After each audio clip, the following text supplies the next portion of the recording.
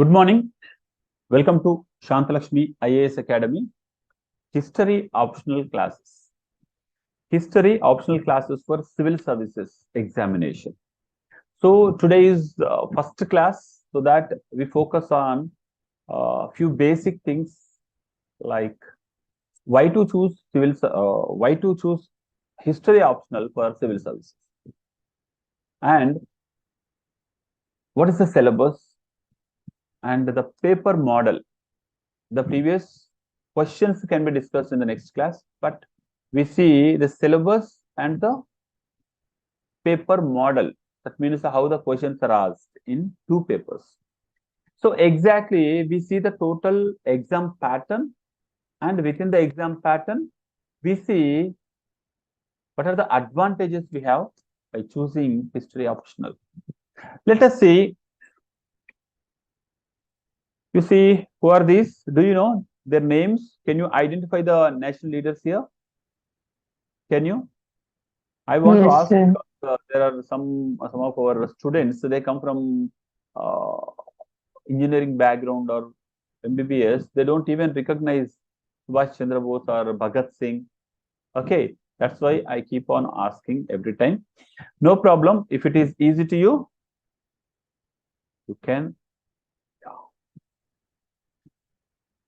It should be interactive mode. You have to answer whatever you see here. Hope you are able to see the screen, slides. Okay. Yes. Okay. So here, before we are entering, I want to know, do you know the exam pattern? Yes. You have to know the exam pattern first. Generally, we discuss exam pattern should be known. After that, syllabus, after that, previous year question papers, you have to discuss. You have to analyze. You have to connect the previous questions to your syllabus. Otherwise, your preparation is not yet started. There are so many aspirants all over India. They feel that they are preparing for civil services without reading, analyzing the previous questions and syllabus. So don't worry. They look like seniors, but you don't need to worry about them because they know nothing about the exam. They know only about the subject. Okay, fine. If you see here, how many stages are there in the exam? Just to type it. Otherwise, if you can't speak, you can also type it in the chat box. How many stages in your civil services exam? We have 3 stages. Where do you find this optional subject? Do you find it in interview or mains or prelims? Mains. In mains, you see optional history. Can't you see history in the prelims? Don't we have this history in the prelims? We have. Do you know? Though it is not as an optional subject, we have in prelims also. As an optional, it is there in mains. As a subject, as a part of GS, it is there in the prelims also. And even in interview also, you can see this history. Whatever the exam you write in India, definitely history-based questions are asked, at least a few, as a part of GK, as a part of GS, all over India, from Kashi to Kanyakumari, right? Puri to Okla, Jammu to Nagaland, wherever you go, in any competitive exam, they have to ask, especially competitive exams, they have to ask few questions from history. So by reading history, definitely it is advantage to you wherever you go, whatever the exam you write, the competitive exam. Right. The other side, you have to know, right, the interview marks, optional marks, and the basic criteria of this exam. We'll discuss this all in our special sessions for civil services. Generally, we conduct on Sundays. On Sunday, every Sunday evening 4 o'clock, we are conducting special awareness sessions on civil services examination. You can attend them. Fine. So that will be giving some basic information, not advanced information, basic information about the exam pattern and syllabus or previous questions, and some of the tips, when to start, how to start, what are the books list, what are the other strategies we'll be discussing, right? So history optional. Yeah, by seeing this, of course, our beginning part where we have started our life, this is that. Now we have sophisticated weapons, sophisticated tools, but our ancient, primitive, our forefathers started their life like this. So you got a chance to go back and meet our forefathers. You can talk to them. You can feel how our forefathers evolution, their physical, mental, societal developments, right? It's a beautiful subject to learn. Yeah. Why should we choose history as an optional? And also, I tell you what are the criteria you have to see before taking any optional. Whatever the optional you are choosing, you have to have three things in mind. Before that, just to see, history is also playing a great role in many toppers. Only thing is, more number of students or sometimes the toppers are from different optionals, so that we feel the different optional is good. But history, you see, All India first ranker from 2022 year. She is from history optional. So that why can't we become topper again from history? Okay, fine. Why I shown this is because I want you to feel confident that history can also give you top rank. There are so many advantages that we will discuss. All right, see the topper. Sometimes, of course, we get doubts. Everyone is going behind some other subject. Why shouldn't we go and easily clear this exam? No, it's not just running behind others' passions. Run behind your passions. Whatever that, no matter it is, they may not feel comfortable, so they have chosen some other subject. If you like history, then go according to that. Right. So, fine. This is me, RK Prajapathi. I wrote mains 5 times with the history optional and reached 4 times civil services interview.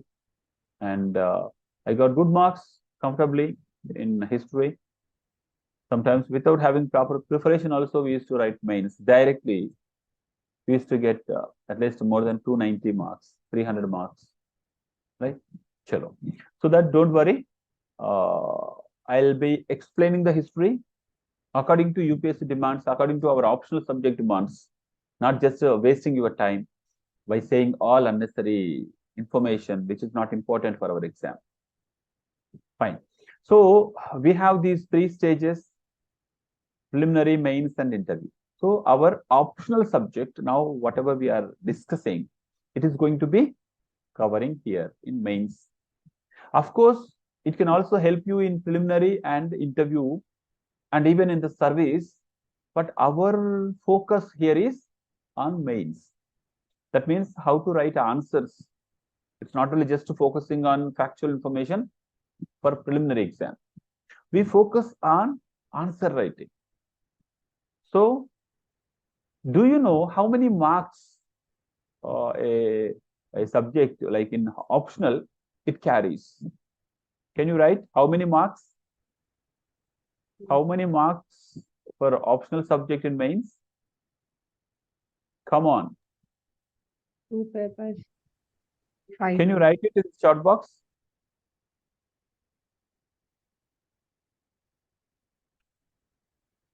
How many marks in mains for optional? Any optional, not only history. Really, don't you know? 2 papers, 500 marks. Each paper, yeah, carry 250 marks. That's great. That's right. So, let's go to the exam pattern. The exam pattern is preliminary. Within the preliminary, we have GS paper and CSAT. You know, in GS paper, what are the subjects? Can you list out? Can you list out these subjects? Please write in the comment box. If you know the components of GS paper, please write them in the comment box. That means chat box. Yeah. The basic social sciences like history, polity, economy, and geography. Along with them, bioscience, physics, chemistry, and science and technology, international relations, current affairs, and environmental sciences. So, the major portions in civil services preliminary GS are 5 to 6. 6 subjects are enough. Like 4 social sciences like history, geography, polity, economy, then environmental science and current affairs. So, in current affairs, we can cover science and technology and international relations. So, yeah. Remaining subject, they may not be that much important. They may be like 2-3 questions. That means 5 to 6 marks only. The remaining subjects will carry more than 10 to 15 questions. Okay, yeah. So next, CSAT. CSAT, it is qualifying in nature, and the questions are EIT, marks are 200, and the paper contains, it consists of reading comprehensions and arithmetic reasoning part. They say that the paper is in SSC level, like 10th class level, but the questions are beyond our gate, beyond our IITs, right? Anyway, that's a different story. We'll be discussing in other sessions. Next one, let's go to mains. So, though you know the pattern, I want to repeat here. If you don't know, you can try to focus more. We have 2 language papers. Each paper consists of 300 marks. There, you have to score 25%, means 75 marks in each paper. Out of 300, you have to score 75 marks. That's it. So that your other papers are evaluated. Your other papers are evaluated. So this is compulsory to clear. Okay, fine. One is English, another one is whatever the regional language you are from, you are comfortable with. You can choose Hindi also, you can choose Telugu, Tamil, Kannada, any language. Sir, I am from Telugu, so that should I take only Telugu background? So Telugu, no. If you are comfortable with in Hindi, you can choose Hindi. You can go with Tamil also if you can write good Tamil. Okay. Yeah, we'll conduct a special session on how to deal with the language paper. How to deal with the language papers like English paper. What are the components? Compulsory paper, what are the components? How to tackle? There are so many aspirants, they failed in English paper also. They failed in regional language paper also. So be careful with this language papers also, right? So we'll have a separate session. I'll upload that on YouTube. You can go through that. You can be in touch with our Shanthalakshmi IAS Academy YouTube channel. So next, yeah, GS. As you know, within GS, we have essay paper. In essay paper, we have to write 2 essays, 250 marks total, like 125, 125 marks. And the essay topics are, in recent trend, they are asked from philosophy based. But you know, sometimes they can be from social issues, political issues, economic issues also, S&T related, cultural related issues also. So in essay, whatever the subject based essay, you have to go back to its roots. That means you have to know the roots of any topic. Whenever you go back to roots, whenever you go back to past, you read past, then you read history of that particular subject. You have to read the history of that particular subject. That means, for example, if you get a question, on some women-related issue, an essay on women issues, then you can go back to our ancient days, medieval days, and the British days, how women enjoyed its freedom, how women used to be engaged in its economic activities, political activities, and cultural activities, how she was respected, how she was suppressed. Everything you will understand by reading history. That means whatever the essay you get, if you start writing from history background, at least in the beginning, in the introduction, the examiner will appreciate your essay because you started by saying its roots. This is advantage of history in essay. The other side, if you see the GS paper 2, the GS paper 2, that means GS paper 1, total GS paper 2. Generally, there is a trend on it. There is a trend that total papers are 5, but generally the essay paper is excluding from this GS. So they call like GS1 means this, GS2 is this, polity, social justice and governance, IR. Okay, so here second paper, I call just second paper, that means GS first paper. There is also history, there is geography and society. Geography, we may not see the history, but if you see social issues and society, any social issue, you have to go back to it's so fast. Sati, dowry, child marriages, women suppression, patriarchal mindset. Okay, anything, any social issue, corruption also. If you want to write an essay or a question on social issue, you have to go back to its roots. How the caste system emerged in India. Go back to where we have to go. Do you know when caste system, the base emerged? Can anyone say here? Can you write when the caste system, the roots emerged? Not exactly caste system emerged because there is no clarity on topic, but its roots emerged. That means, can anyone say when the caste system roots emerged? Not talking about caste system emerged. Caste system emerged in the course of time. Before that, there was another system called Varna system. Varna Vyavastha in Telugu we say. Varna system. Don't you know? Didn't you read history in 10th class? Still 10th class we used to read. Okay. Anyway, I hope you will recollect your history. Okay. Chalo. Vedic period, latter Vedic period, we see the emergence of Varna system, Varnashrama. After that, it became so strong caste system. Okay. So based on the roots, you can discuss about the caste system in your society also, social issues also. And history part, you have to know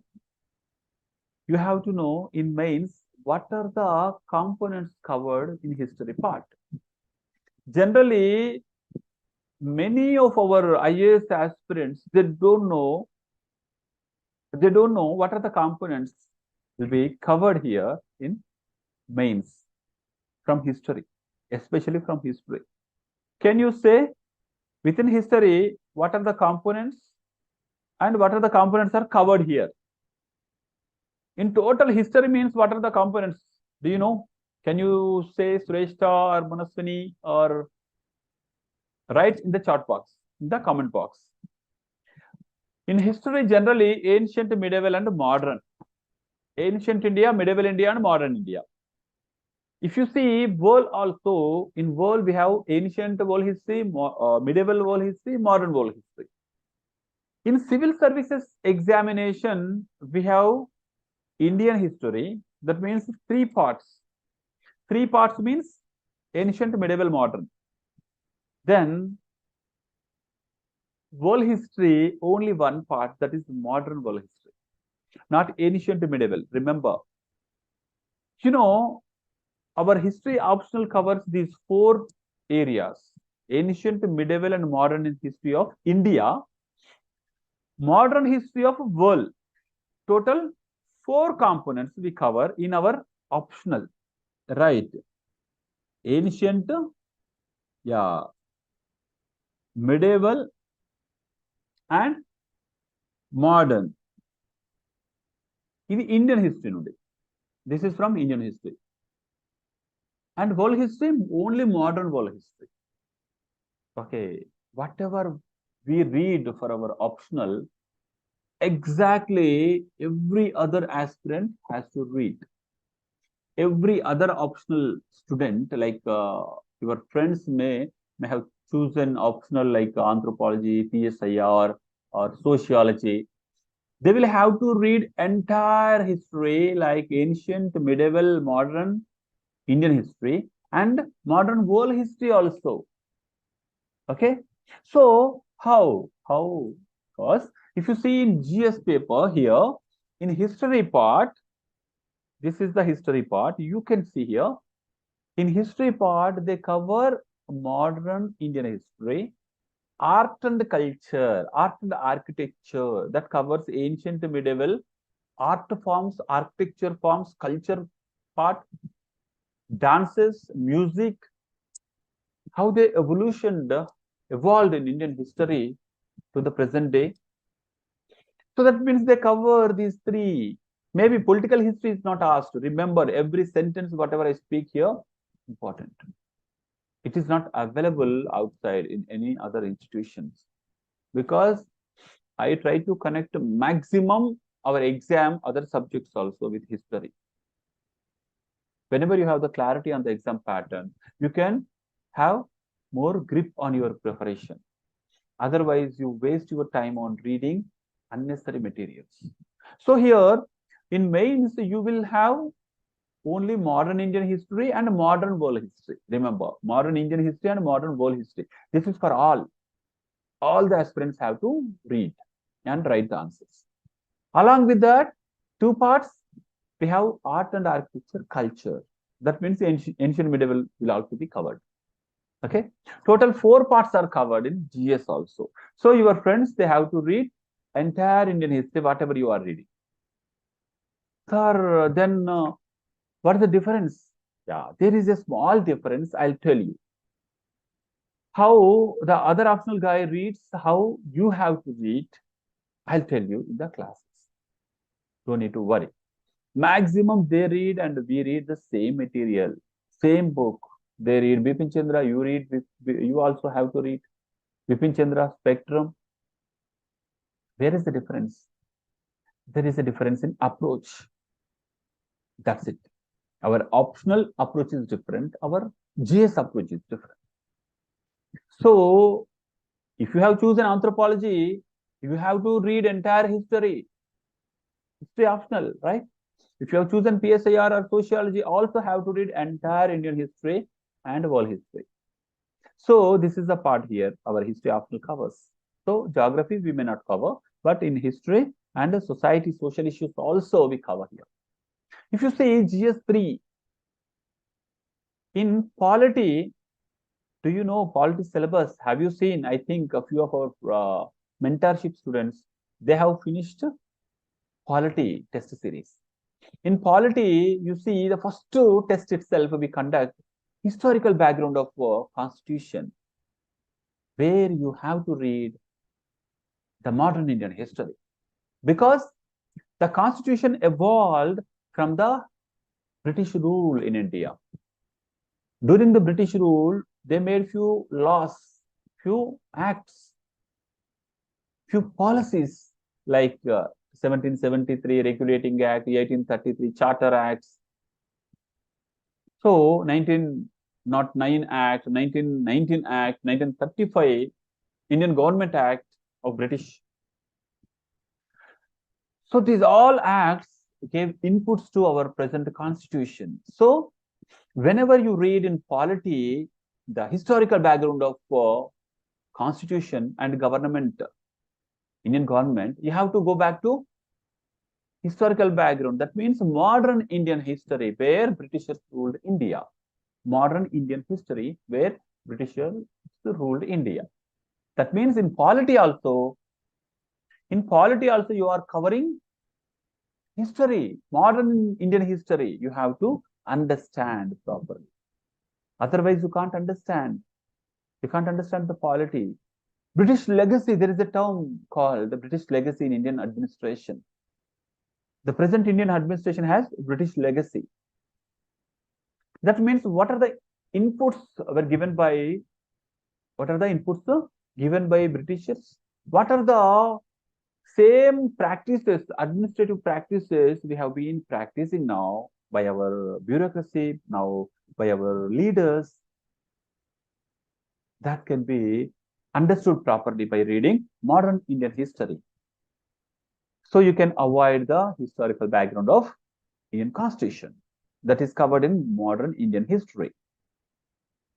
It is covered in in GS first paper, and also it's covered in our optional paper. If you see the next one, IR, international relations. In international relations also, you have to understand the world politics. World politics means how the Cold War happened. Before that, what happened? There were two world wars, not Cold War. You have to know about the World War, like 1, 2. Do you know the years of World War? World War 1, World War 2? Can you write? Yes, I want to know where you are. Based on that, I can go into details. Can you write Manaswini and Shrestha and any other one? Yeah, First World War is from 1914 to 1918, right? Second World War is from between 1939 to 1940, 35 కాదు, 1939 to 1945. Fine, good. So before First World War, what happened? Just let us do reverse engineering. You know, to clear this examination, this civil services examination, if you are with me with history optional also, you will be given a lot of inputs for this exam. Okay, even if you have chosen some other coaching in some other areas, if you choose history optional, if you are with me, I'll be connecting all the dots with the exam. Within the exam, all the subjects also. You can excel in polity, in IR, in society, in essay, in ethics. Everywhere we see history, right? So here, in international relations, let us do reverse engineering. That means to write or to understand the present international relations between, among these all the world leaders. Who are the world leaders? Can you write the names? Do you know who are the big brothers of our world, present world? USA, unipolar world. That means one USA is like a leading now, like this world. All our lives are influenced by USA, directly or indirectly. That's we discuss later. Neo imperialism. Yeah. China, Russia, France, Britain, some extent now, some extent Australia and India, Japan. Yeah. So to understand the present scenario, present relations, you have to understand the past. If you don't understand the past, you can't understand the present properly. That may be international relations, that may be Indian history, that may be Indian present politics. Everywhere you have to understand the history. That is the beauty of history. So you are so lucky enough by choosing history. Okay, many of our aspirants, they run behind the success of optional, but they are so artificially chosen that. If you choose history, you can choose from heart. Okay, chalo. So in international relations also, you have to understand the previous relations among these international countries, international bodies, international incidents. You have to understand. Then you can understand the present world politics. How to deal with our neighbors, our big brothers. Next one, if you go there also, you have to no history. It is covered in world history, in optional and also in GS. There is world history. In world history, it is covered. In world history, it is covered. Okay. So that means international relations is also covered. Next, social justice, where you see government schemes to uplift to the people, marginalized section people, and the middle class people. So government has to frame so many policies, schemes, laws, acts. So how can you frame a policy to deal or to serve the people? To understand the society, you have to go back to its roots. Why these people are backward? Why these people are away from the development? To understand the present situation of these people, you have to go back to history. There you identify the social backwardness led to economic backwardness. If you see here, social justice part, if you want to provide some economic support to one particular poor people, do some kind of inquiry or research on them. They must be from socially backward castes, like we say SCs. So government provided reservations based on social backwardness, not based on economic backwardness. Generally, there is a discussion that we hear in our society. They say that the SC people, SC community people also economically settling well. They are well off, but they are still they are getting reservation. Reservations are not given based on economic backwardness. It is based on historical, social backwardness. When you understand that, you don't reject, you don't criticize the reservations.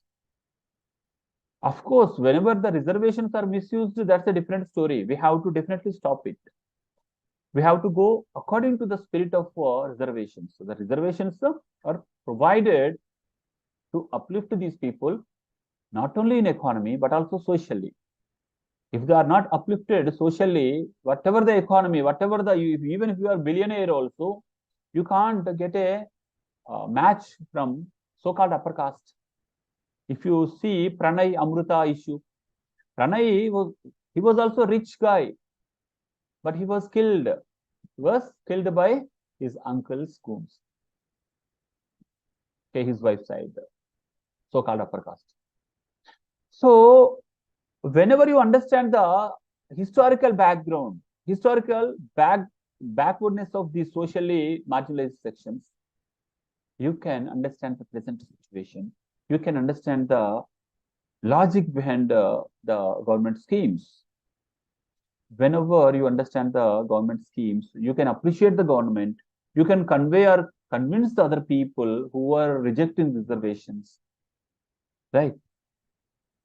You will get the clarity over the society. So social justice, there also you see the historical flavor. And governance part, what is the difference between government and governance? Yeah, though it is not public administration class, though it is not polity class, chalo, I ask some questions. I want to see whether you know the basic concepts in other subjects or not. I want to know. Manaswini is saying that government is an institution. Okay, government is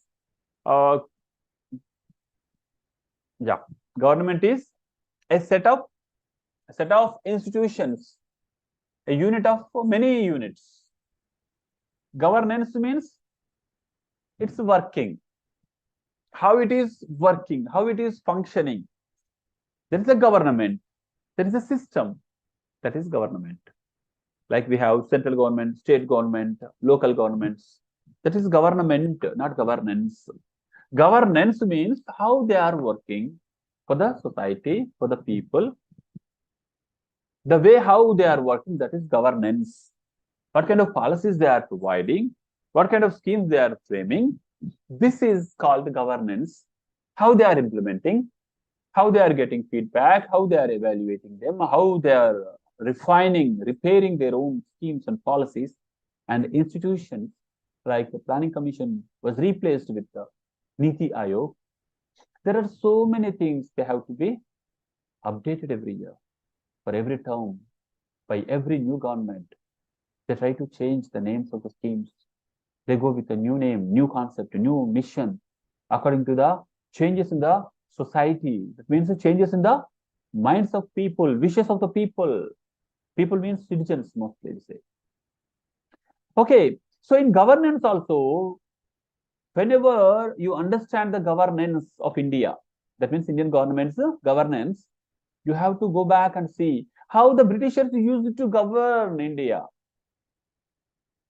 How our ancestors, like our ancient rulers, ruled India. There was governance. You know, governance is a new terminology. It is not a new concept. Hope you are getting. Are you understanding? Just to write it if you understand. Yes, if you are following me, just to write it in the chat box. If you have any doubt, write it in the chat box, in the comment box. Sometimes, maybe I don't know, I may be going in some other route, wrong route. Sometimes we may, out of our intellectual curiosity, we discuss everything. Okay, you can write in the chat box or comment box whenever, if I am deviated or if I am going into very minute details of something which is not that much relevant. If you feel, you can write it. If you have any doubt, just write in the comment box. So this governance, the term is new, but the governance was there. It existed during ancient period, medieval period, and modern India. How Britishers ruled, that is governance. How Cholas ruled, that is governance. How Mughals ruled, Delhi Sultanate ruled. How our Sher Shah ruled. How our Ashoka ruled. Mauryans, Guptans, Harshavardhana. Here also we see governance. That's a different kind of governance, maybe. They didn't use these terms. They didn't have these concepts, different concepts, but they used to have. In those days also we have pressure groups. Now also we have pressure groups.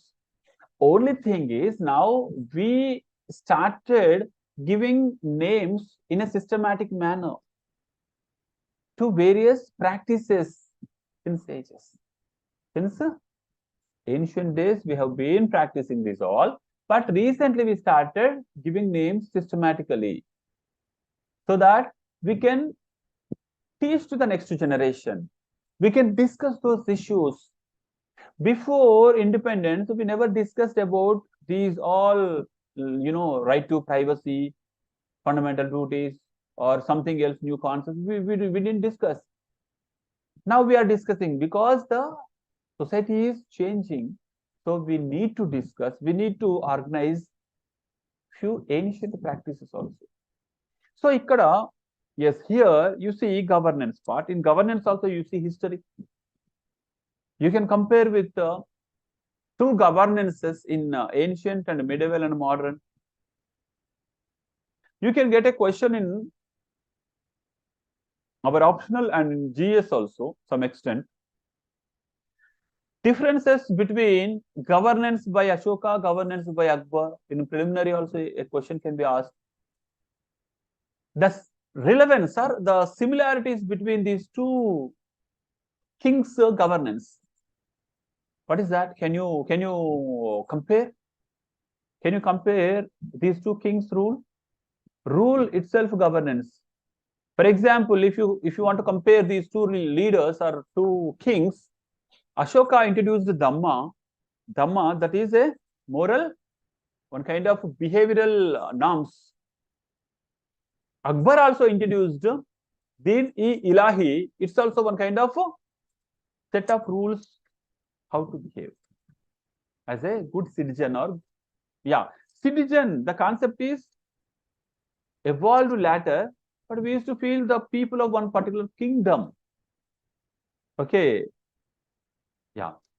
So in governance part also you see history. Okay. Whenever you read history, you can easily understand the present governance by comparing your past governance by our great king's rule. If you go back to GS4, that means yeah, third paper here, economy part. In economy also, you have to read modern Indian history. Why? Why? Because the modern Indian history, the Britishers' rule, will give you inputs. What kind of, exploitation was happened, so that how to frame economic policies. For example, there is a family. The family head, he did something wrong by engaging into some kind of, gamble, or he was exploited by his master, as he was cheated economically by some people, societal, some people like chit fund people. They cheat. It happened at least 5 years ago. Now his situation is just he became a daily labor, daily wage worker in a company, in a small other company. Before that, he used to have his own company. Now, how can he resume his past glory? To resume the past glory, he has to, or a person who want to advise him, he has to know his past. Okay, if you want to advise him to come up again, you have to know his past. What are the mistakes he committed? Why he became in this situation? How he came? Why he became a daily wage laborer? You have to understand the past. Then you can, advise properly. Here, India. If you see, here India is a person. He used to be rich in ancient India, but after that, the foreign rulers came and they exploited, like Ghajni, Ghori, like Britishers, not Mughals. Mughals assimilated here. They didn't take money and go somewhere else. Though they came from Samarkand, they didn't collect the money from here and spend there. They assimilated. They felt India was their own land, and they died here only. Okay, so Mughals, exploited by these Britishers. You have to know the methods how they exploited India. You have to know the methods how they exploited India. What is the present situation? The present situation of India. Then you have to frame a policy, economic policy. What do we have to do now? How to get the re-glory, the past glory in India? We used to sell, the gold and diamonds, precious, semi-precious stones on the streets during Vijayanagara Empire in South India. So how can we make it now? Again, how can we make India a glorified country, superpower in the world? To understand the past of India's economy, you have to read history. In economy also, you have to read history. That means history covers in economy also. Right? Whenever you interact with the world economy, you have to know the other countries' economy also, some extent. That is covered in our world history and here modern history, modern Indian history. Next, environment, generally history is not covered there. Okay. Otherwise, you can go back to environment during Ashoka. How? Maybe you can appreciate Ashoka 2,300 years ago. He planted the trees Of course, somebody recently, when I visited one meeting, there was one, of course, senior personality. He asked me, he raised a question that, sir, 300 years ago, there was huge forest. There was huge forest. Wherever you go, it was only trees. What is the point behind, what is the logic behind planting the trees or the plants by Ashoka? Can you say? Can anyone answer? Even just 100 or 200 years ago, also we used to have a lot of forest area. 2,300 years ago, definitely there were so many forest coverage, environment protection. Shrestha is saying no. Already there were so many plants, so many thick forest was there. How can you say that to protect by planting few plant trees? How can you say it is protecting environment? Do you think that Ashoka had this concept protecting the environment, climate change? Did we have the concept there? Manaswini and any other one? Anyone who is watching this video can answer. Whoever watching this video, you can answer. If you don't know, just contact me on Shanthalakshmiias Academy. Yeah, tell me, Manaswini, what is the logic behind this planting the trees? Yeah, we'll discuss that in our classes during Mauryans period.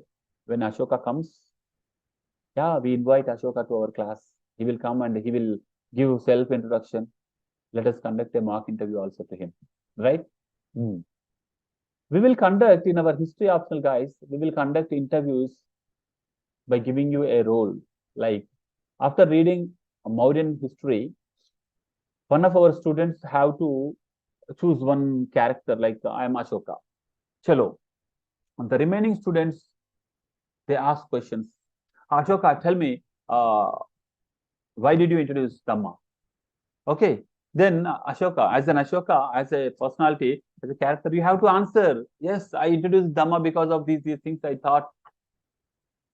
Then another student asked, Ashoka, tell me, why Dhamma ended after your death? None of your, the next generation guys, your hereditary next guys, they didn't follow. Why? Why didn't they follow Dhamma? Why Dhamma ended with you only? Then as a character of Ashoka, you have to say, yes, it ended because, maybe because of these things. They didn't get into this Dhamma. Maybe I failed in conveying properly to my next generation. That will be a beautiful interactive session we are going to conduct in our history optional especially. If you really want to enjoy the history, join with us, right? So, governance and environment, there also you can see some extent how our ancient and medieval rulers, they focused on environment related issues. If you find anything, you can correlate with your environment answers. Okay. Yeah, but generally environment related direct questions are not asked. Okay. Disasters. Even in history also, you see many disasters. Maybe those disasters nature is different. For example, if you see in the ancient and medieval days, they used to have floods. During Indus Valley civilization, there were so many floods in Mohenjo-daro, Lothal, Changhudaro especially. The floods were also treated properly. Of course, we can consider them as a disaster, one kind of natural disaster. Wars, that can be a disaster. Yes. So here, in the modern age, the disasters are man-made. In ancient medieval periods, the disasters were natural, very few are man-made. Very few disasters were by man. Like wars, whenever they want to capture a new land, they used to fight. So that is a disaster for the people. That is it.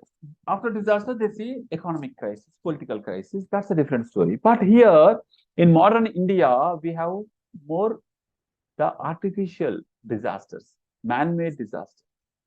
The floods are not because, like now, the Delhi is flooding. It's not because of rains. It's because of, you stop the water somewhere in the barrage. Suddenly you open the gates in Haryana. So the water immediately reached Delhi. So Delhi government was not prepared properly. They didn't think that there is a lack of coordination between these two, Haryana and Delhi governments. So floods came. That is a disaster now. So now we have to enforce these all disaster enforcement personnel. So disaster management also covers our history. Whenever you write about famines, whenever you write about floods, disasters, you can go back and try to connect with the Indus Valley civilization for floods. Famines, you can also go back to Muhammad bin Tughlaq time. He used to provide loans to the crops. He used to provide employment during the famines. During famine also, they used to take up few measures. So in disaster, droughts. In disaster management also, you can connect with history. So that is the beauty of history. So by choosing history, you are lucky enough, you can see history in all the subjects. Next, if you go to internal security, also you can connect with history. The present we have paramilitary forces. Present we have maybe ideological extremism, organized crime, organized criminals like smugglers, and ideological criminals, terrorists means like maybe religion-based terrorists or ideology-based like terrorists means Naxalism. That is ideology-based. Whoever creates terror, they are terrorists. It's not, sir, how can you say Maoist or terrorist? Whoever creates terror, they are terrorists. That's it. Maybe it's for political gain or social gain or economic gain. They are part of terrorists. Maybe they have a local name like smuggler or Maoist or Islamic terrorists or some other religious terrorists. So in internal security also, you can go back and see how Mauryans used to have internal security. They used to have 4 types of forces. How India has now 4 types of forces. What are the 4 types of forces? Do you know?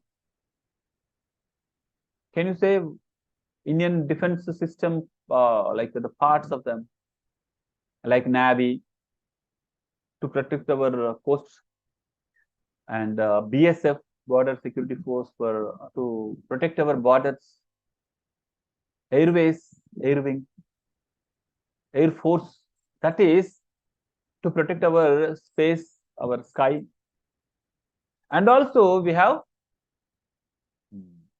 army to fight on the land along with border security force. BSF focuses on only border protection. It doesn't go and do war. You have to understand the internal security part properly, and also you can connect with the past, our forces. In history also you see these forces. During Mauryans period, during Guptans period, during Mughals period, and the Delhi Sultanate period, we used to have so many types of forces like Rathakara. Rathakara means chariotry. That means there is a separate force. They used to come on the chariot.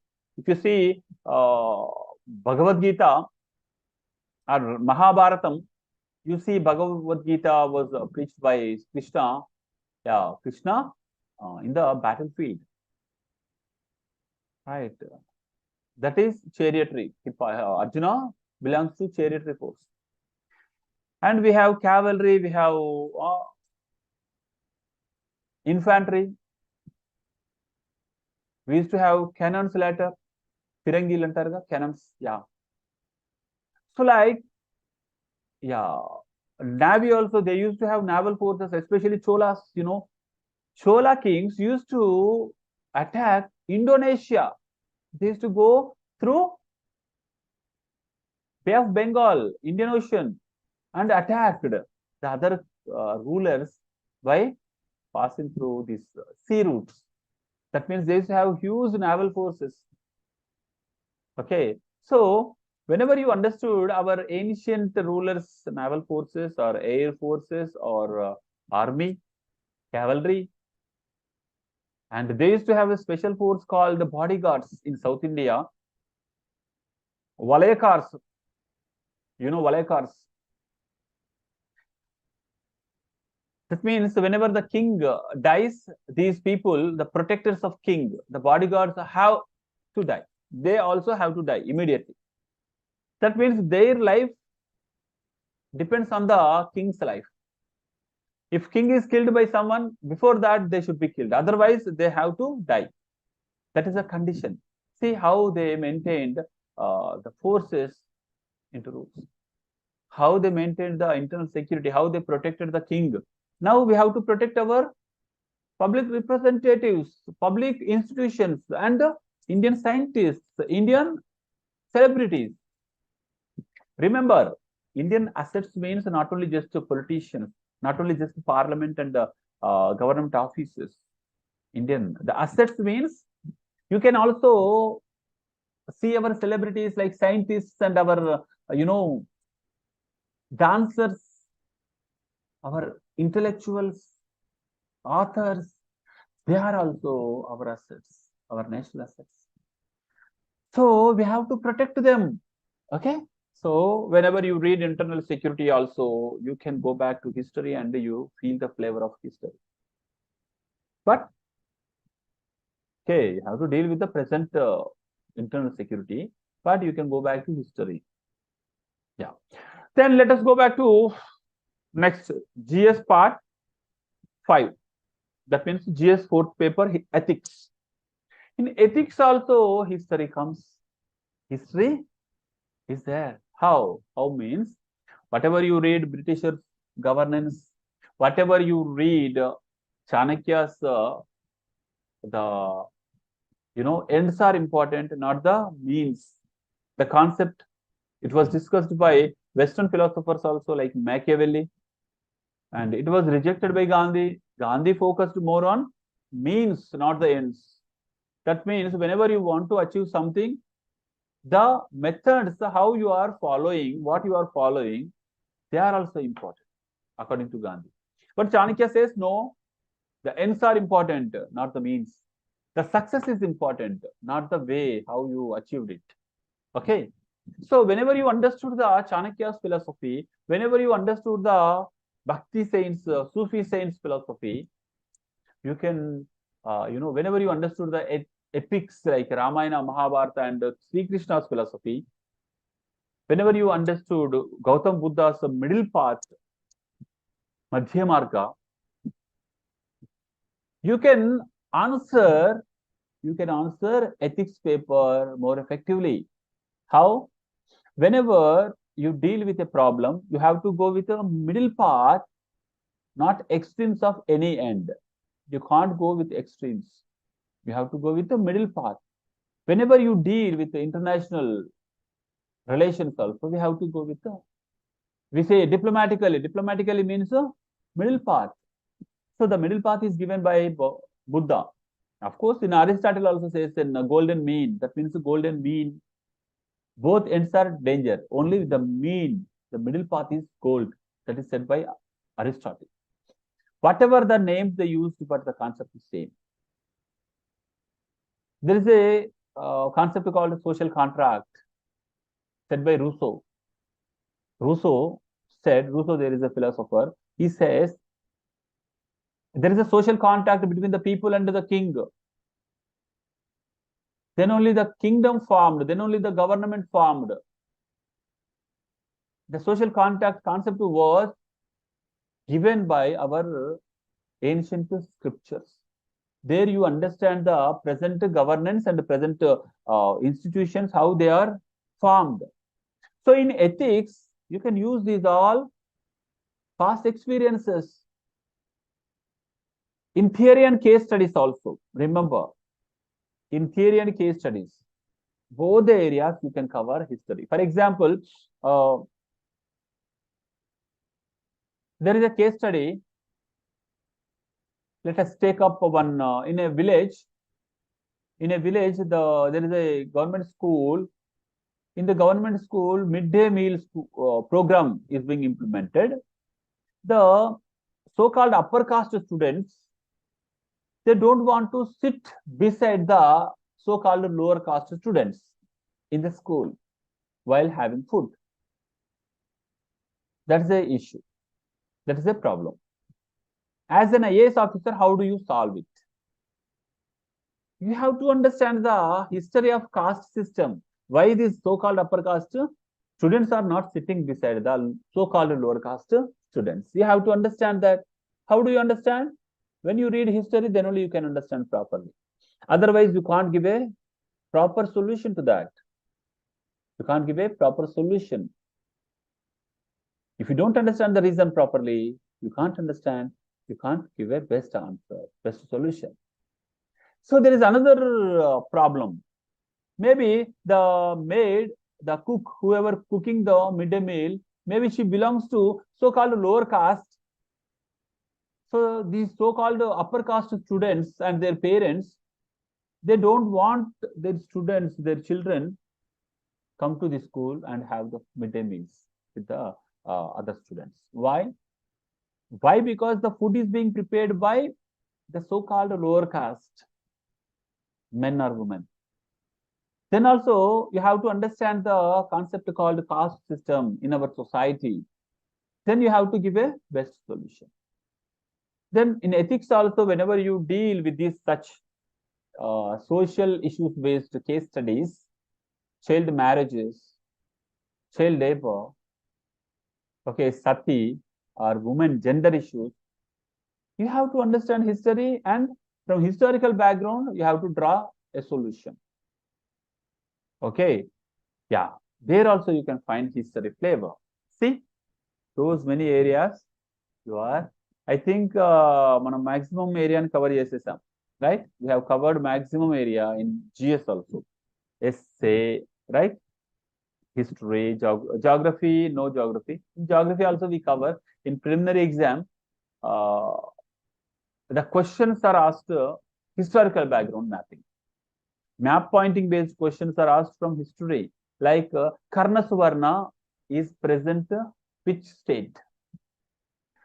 Okay, Kartipura, which state? Kishkinda Nagari, which city, the modern city? That means in our preliminary test, preliminary exam GS paper, we can see the geography map pointing historically. That means history-based geography map pointing. There also some extent we can cover, not exactly. But once you understood geography, you can understand the history better. Because if you discuss about Mauryan, you have to go back to their location, their territory, which part they ruled. Tell me, Mauryans belong to which state, the modern state? Patna, Pataliputram. They belong to which state? Bihar. Whenever we discuss any dynasty, any rule, you have to go to that geographical area. You have to visualize. You have to take up the map in Atlas. You have to see where this all happened. Whenever you connect the rulers and the ruling and the wars or situations, incidents, you have to connect them all to the geography.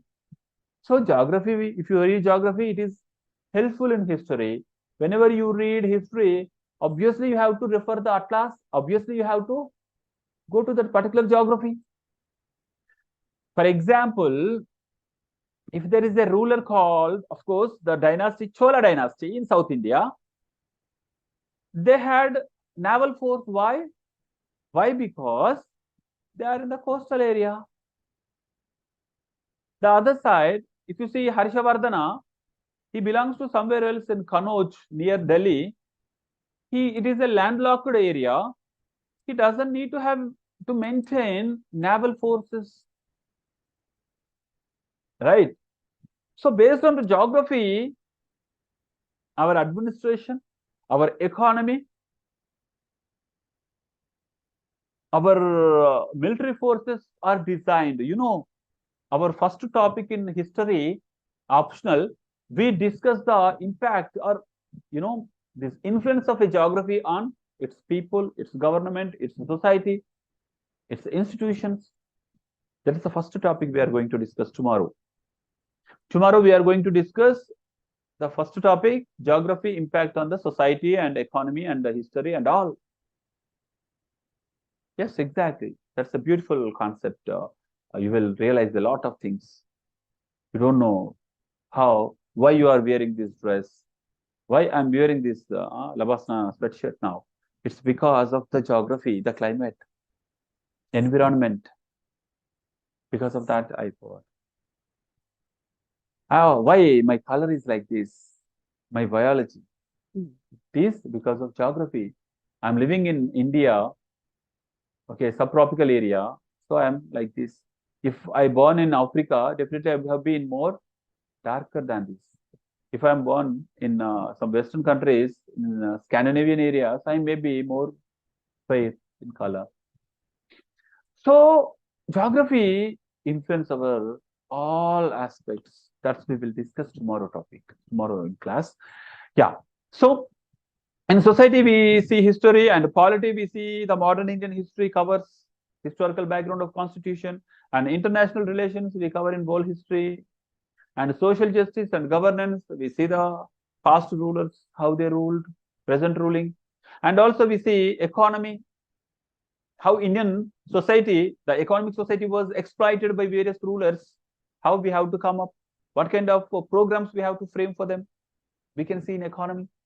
Environment also, and the disasters we have discussed, the ancient medieval time, the disasters, and internal security, how they used to protect their societies, how now we are protecting our societies, how we are maintaining CRPF, CISF, and how we are maintaining BSF, Army, Air Force, Naval Force. They also used to have in history. That means you have to read the past courses. So you are going to history again. And ethics, I said, whenever you understood the background of our society, history of our society, you can give the best solutions, a comprehensive solution to the present problems. If you don't know the caste system properly, you go to school and you say that no, you have to sit. That's it. My order as a collector. It doesn't work out. The people don't follow your order. You just waste your order by giving it.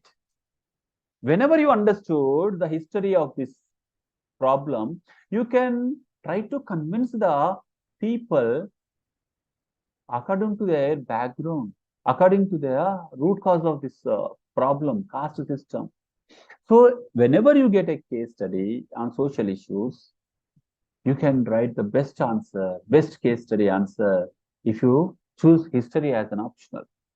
These many advantages are there. So you can save time, energy, and also money. By choosing optional history, you can skip in GS history. In prelims and mains, you can skip.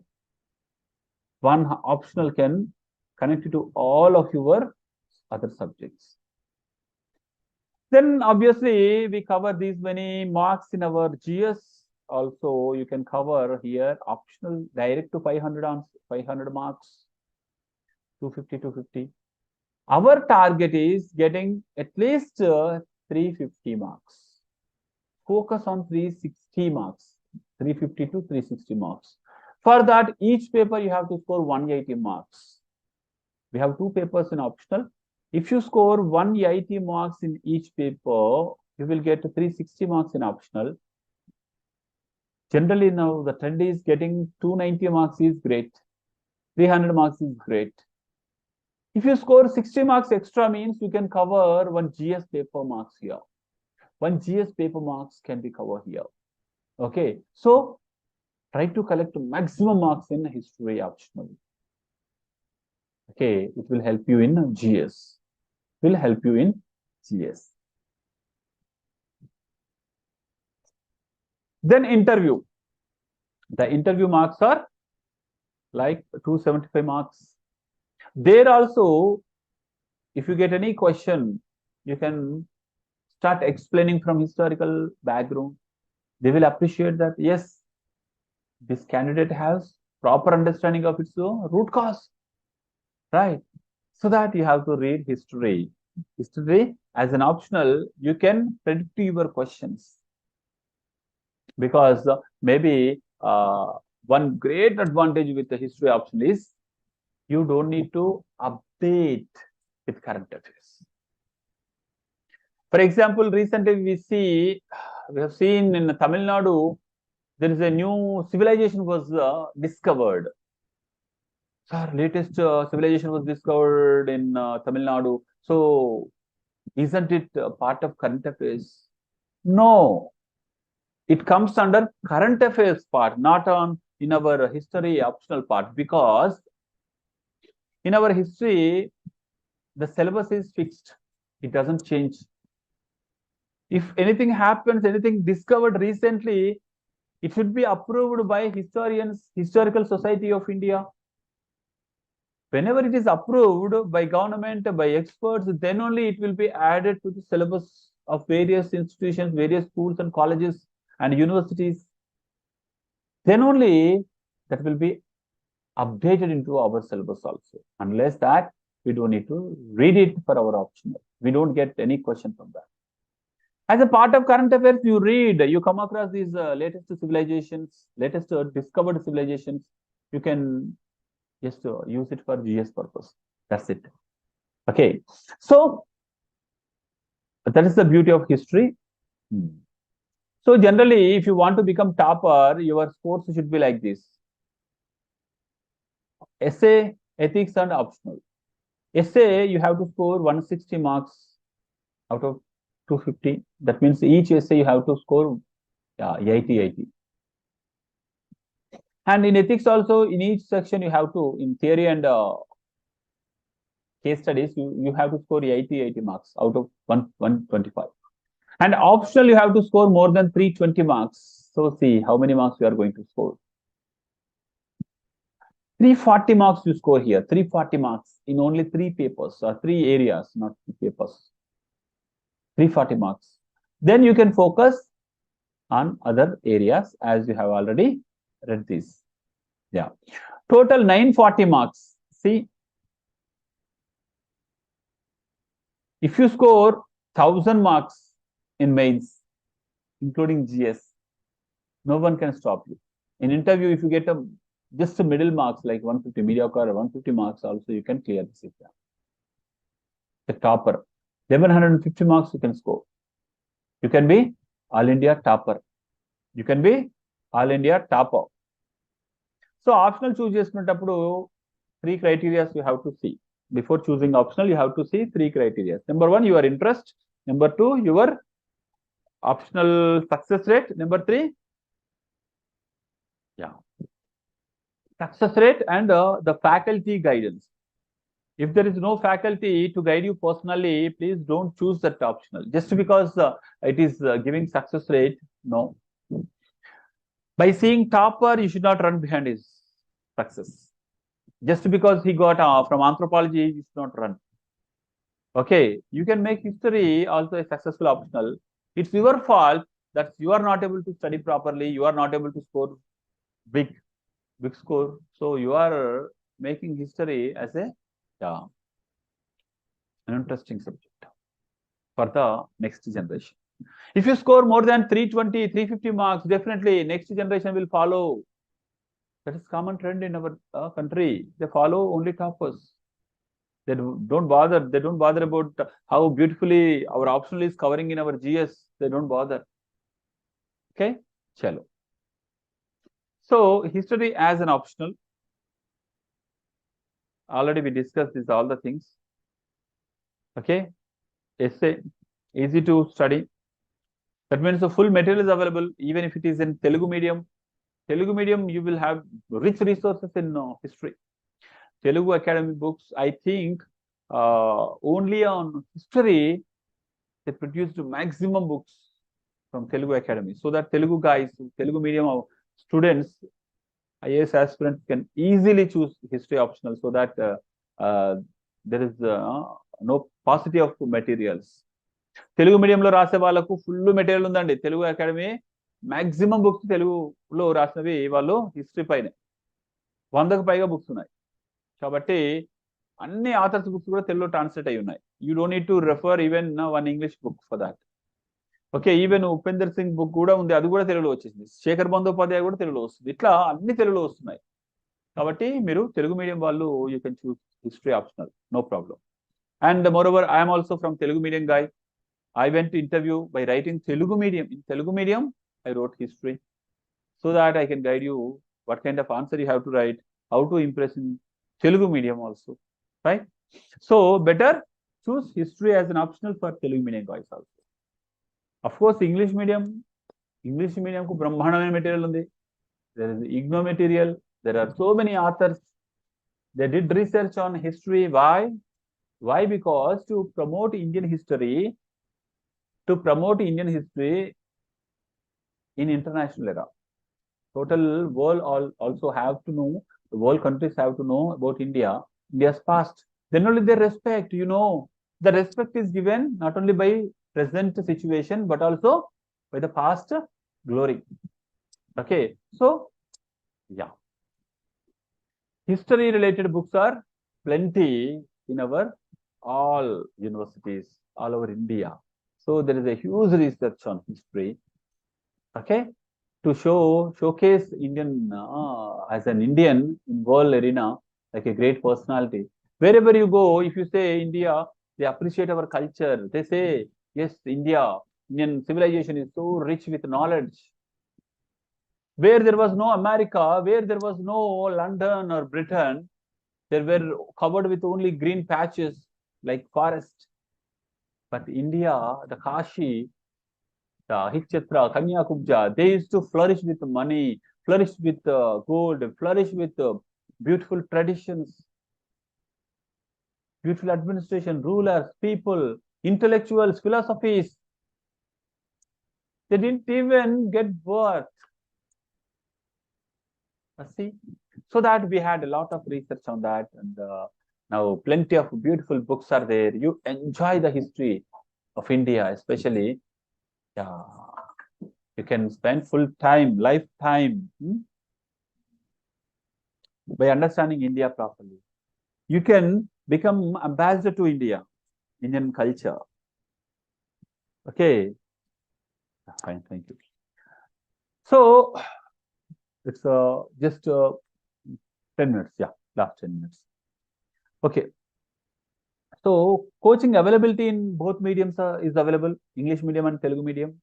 And success rate is also good. Already we have seen the topper, All India topper 2022 is also from history background, history optional. And role in GS, prelims, mains and interview we have discussed. Mains, essay, modern world, histories, okay. And ethics also we have seen. And interview also. After selection of this exam, if you are selected in this exam also, whenever you go to Rajasthan as an IAS officer, you can appreciate their culture, their past, their regal legacy. Whenever you understood Rajput valor, okay, you can feel the flavor of Rajputs whenever you visit Rajasthan. Whenever, even if you don't get any service, if you become some other working professional in software or in other field, also whenever you go any place in India, you enjoy the flavor of history. Whenever you visit Golconda, you enjoy the flavor of history. Whenever you go to Delhi, Red Fort, Fatehpur Sikri, Agra, you feel the flavor of history. You can understand lively. You can see the historical personalities lively. No other can understand, no other can enjoy the flavor of history by visiting the forts.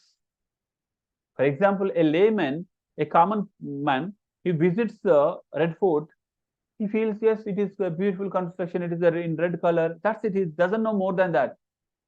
Whenever you are a history student, you can appreciate the